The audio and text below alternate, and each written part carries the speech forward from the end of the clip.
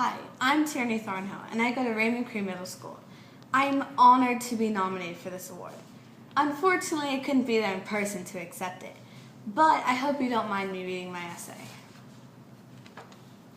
Dear ever-curious cousin Jamie, Ireland, my home. The Emerald Island, as we would call it. I was 5 with my older brother. We were in line for 3 hours to get on the McElog, our ship. I had been to Ellis Island before, but my older brother, Cope, got sent back to Ireland because he had leptospirosis, a rat-transmitted disease. He was bit on a boat over here and got sent back, so Mother sent me, being the youngest, back with him. That was 4 years ago. As I waited in line, I remember the conversation I had with my mother on the boat ride to Ellis Island the first time. I asked her, bawling my eyes out, "Why do we have to leave our home?" She said, at the time, 1892, there was a lot of economic and religious struggles within Ireland. She told me I wouldn't understand until I was older. She said the majority of Ireland's population was Roman Catholic, but we were Angelic. When we got on the ship, we were sent right to the bottom of the ship, the steerage. Right away, it was terrible. It stunk so badly, and it was filthy. There were rats everywhere. And let's not forget the moss and mold that was growing on the sides. I was surprised the ship's sides had not fallen apart yet. After what seemed like hours, the ship finally set off. We had to rent the beds for a couple of hours at a time. Our family didn't have enough money, so we didn't get to sleep on the beds at all. I did meet this one boy who was rich enough to rent a bed, and he shared with me. I let my older brother lay with me on the bed for the night. We were on the ship for 4 days. We finally arrived in New York City. The first thing I remembered seeing was the Statue of Liberty. A beauty she was. I remembered all the adults sobbing into their children. I remember looking up at my older brother, smiling, taking his hand, and giving it a squeeze. He then looked down at me and, as I leaned into him, told me everything would be all right.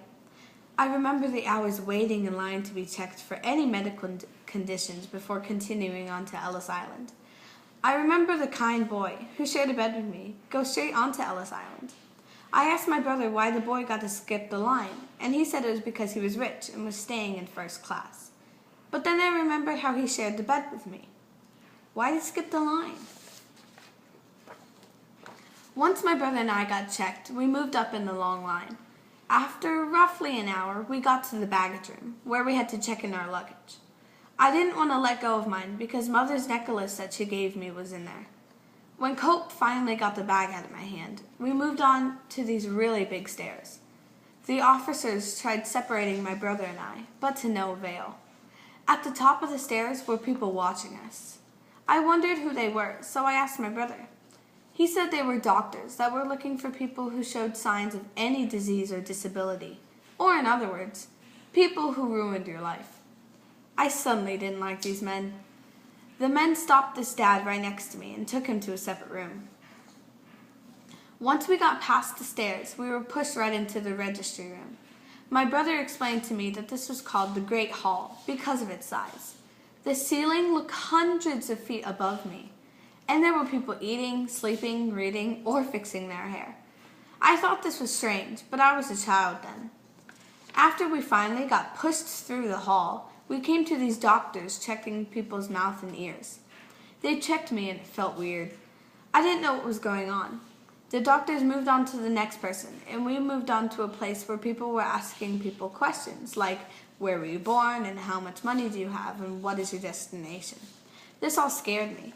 My brother answered most of them, but I had to answer some. I thought I would never get out of there. Once I did, I held my brother's hand even tighter. There was a room as we moved on where people looked like they were crying.